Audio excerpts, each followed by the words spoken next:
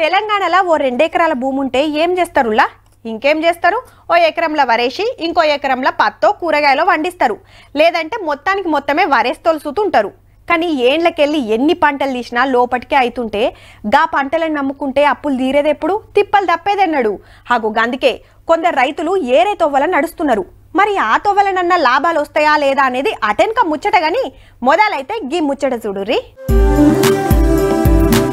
హచ్చా, ఈ చెరువు కింద పండే పంటల గురించేమో అనుకునేరు. ఈ చెరువుల్లో పండే పంట ముచ్చట్నే. అగో అదేం పంట అంటారా? రొయ్యల పంట. అట్లాని ఎక్కడనో ఆంధ్రాల కాదుల్లో సీడ్ ఆడకెళ్ళే వస్తుంది. గాని చెరువు ఉన్నది మాత్రం మన నల్గొండ జిల్లాల కొత్తగూడెంలుండే గీ రైతన్న పేరు సైదిరెడ్డి.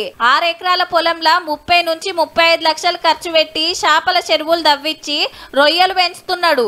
ఆల్రెడీ ఓ పంట తీసిండు సుత. ఈగ ఇప్పుడు రెండో పంట అన్నట్టు. రొయ్యలు పెంచుడు అంత అలకగా అయ్యే పని కాదుల్లో. ఇవి రిస్క్ అవుతుంది. రిస్క్ అయిన ఫేస్ చేసి చేయాలని ఒక సంకల్పంతో నేను ఖచ్చితంగా చేస్తాను, పండిస్తాననే ధీమతోని నేను చేస్తున్నాను.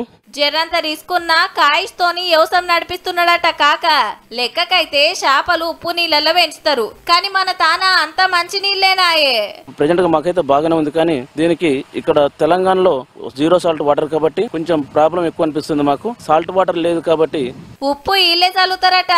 ఇక వీటి మంచి చెడ్డలు అరుచుకుంటానికి 4 మనుషులు తెల్లని దాకా పొద్దున్న దాకా కావలి ఉంటారు. వీటికి పెట్టే దానా సుత మందులు మాకులు ఆడకం చేసింది కాదుల్లో. పప్పులతోని ఇల్లే తయారు చేసి ఇట్లా పడవల తీసుకుపోయి చల్లుతుంటారు. మామూలుగా ఫీడ్ 4 టైమ్స్ ఇస్తుంటాం. మార్నింగ్ 6కు, తర్వాత 11 గంటలకి, 3 గంటలకు ఒకసారి, సాయంత్రం 5:30 నుంచి 6 గంటలకు ఒకసారి ఇచ్చేస్తుంటాం. ఇంకో 4 వద్దులైతే రెండో పంట సుత చేతికొస్తదట.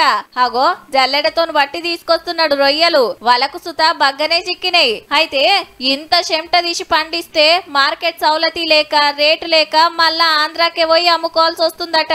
చాలా మంది రైతులు రొయ్యలు పెంచుకుంటానికి ఇంట్రెస్ట్ ఉన్నారు గాని సౌలతులు లేక వెనకకు తీస్తున్నారు. సర్కార్ ఏదైనా ఉపాయం చేస్తే మంచిగుండు అంటున్నాడు రైతన్న.